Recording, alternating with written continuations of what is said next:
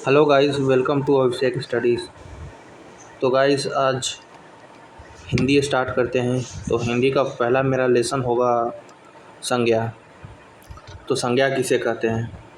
संज्ञा वह शब्द है जो किसी व्यक्ति, प्राणी, वस्तु, स्थान, भाव आदि के नाम के स्वरूप में प्रयुक्त होते हैं। अतः सभी नाम पदों को संज्ञा कहते हैं। तो संज्ञा वह शब्द को कहते हैं जिससे किसी प्राणी, वस्तु, स्थान, भाव आदि का बोध हो, उसे संज्ञा कहते हैं। अब हम संज्ञा की परिभाषा देखेंगे। तो संज्ञा की परिभाषा किसी स्थान, व्यक्ति, वस्तु आदि नाम के गुण, धर्म, स्वभाव का बोध कराने वाले शब्द को संज्ञा कहते हैं, जैसे श्याम, आम, मिठास आदि।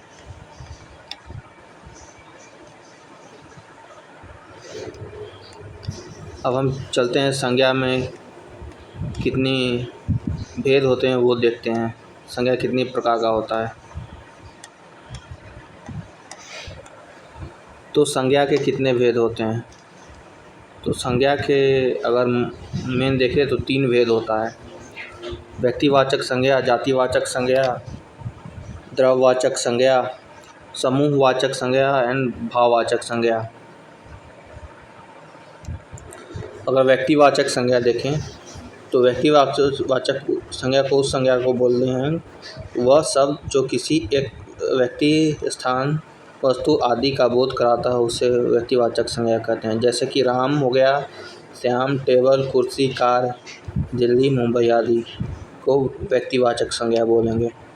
जिसे किसी व्यक्ति का बोध हो उसे व्यक्तिवाचक कहेंगे। जैसे राम, श्याम, टेबल, कुर्सी, ये सब किसी व्यक्ति का बोध करा रहा है, इसे व्यक्तिवाचक संज्ञा बोलेंगे।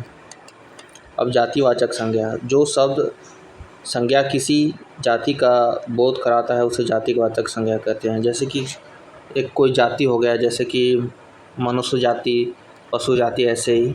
जैसे लड़का है तो पूरा लड़के जाति का बोध करा रहा है, लड़की पूरा लड़की जाति का बोध करा रहा है। और नदी, पर्वत आदि, यहाँ पद लड़का शब्द किसी एक के लिए नहीं, सभी बॉयज़ को लड़का ही कहा जाता है, इसके लिए यह जातिवाचक शब्द है। इसी प्रकार लड़की, नदी, पर्वत आदि केवल एक के लिए ही नहीं, मतलब कि लड़की के लिए पूरी लड़की जाति का बोध करा रहा है, इसीलिए ये जातिवाचक संज्ञा बोलेंगे।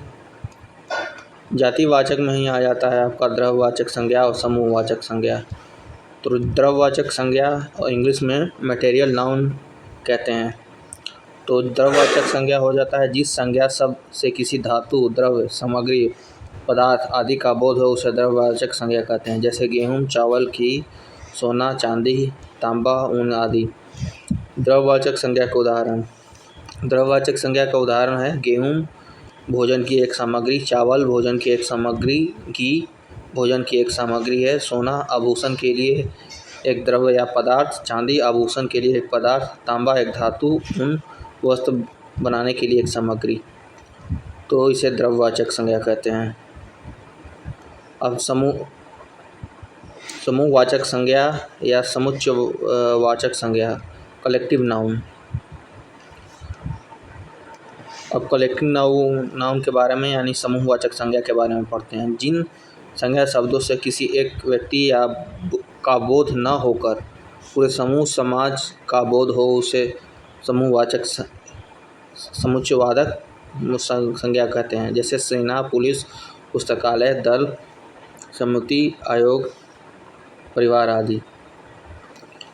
अब समूहवाचक संज्ञा के उदाहरण, जैसे कि हो गया सेना में कई सैनिक होते हैं, यहाँ समूह की बात होती है। पुलिस, पुस्तकालय, दल, समिति, आयोग, परिवार एक अनेक सदस्य हो सकते हैं, इसीलिए ये समूहवाचक संज्ञा होता है। भाववाचक संज्ञा यानी कि एब्स्ट्रैक्ट नाउन इंग्लिश में बोलते हैं।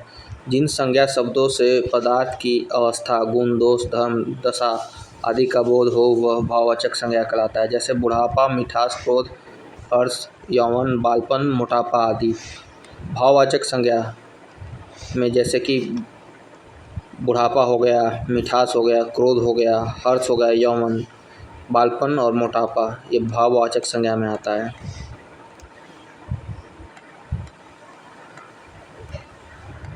और एक लास्ट है, आ जाते हैं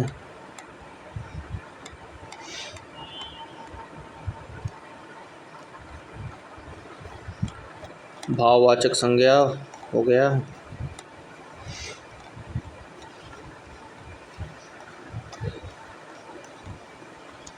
तो हमारा तीनों संज्ञा समाप्त हो गया, व्यक्तिवाचक संज्ञा, जातिवाचक संज्ञा, द्रव्यवाचक संज्ञा, समूहवाचक संज्ञा और भाववाचक संज्ञा। तो एक बार दोबारा रिवाइज कर लेते हैं। संज्ञा उस शब्द को कहते हैं जिससे किसी व्यक्ति, प्राणी, वस्तु आदि के नाम का बोध हो, उसे संज्ञा कहते हैं। संज्ञा तीन प्रकार का होता है, व्यक्तिवाचक संज्ञा, जातिवाचक में ही द्रव्यवाचक संज्ञा और समूहवाचक संज्ञा आता है, और तीसरा होता है भाववाचक संज्ञा। व्यक्तिवाचक संज्ञा उस संज्ञा को कहते हैं जिससे किसी व्यक्ति का बोध हो, उसे व्यक्तिवाचक संज्ञा कहते हैं। जैसे कि हो गया किसी का नाम राम, श्याम इत्यादि। जातिवाचक संज्ञा किसी जाति का बोध हो, जैसे पशु जाति, मानव जाति आदि। इसमें द्रव्यवाचक संज्ञा आता है। द्रव्यवाचक संज्ञा उस संज्ञा को कहते हैं जिसे द्रव्य या पदार्थ का बोध हो, जैसे सोना, चांदी, चावल, धान इत्यादि। समूहवाचक संज्ञा उस संज्ञा को कहते हैं जिसे किसी समूह का बोध हो, जैसे कि हो गया आपको परिवार, सेना, पुलिस इत्यादि। इसमें समूह का बोध हो रहा है, इसीलिए इसे समूहवाचक संज्ञा बोलेंगे। भाववाचक संज्ञा जिससे किसी भाव, गुण, दोष इत्यादि का पता चले, जैसे कि क्रोध, मोटापा, खुशी इत्यादि।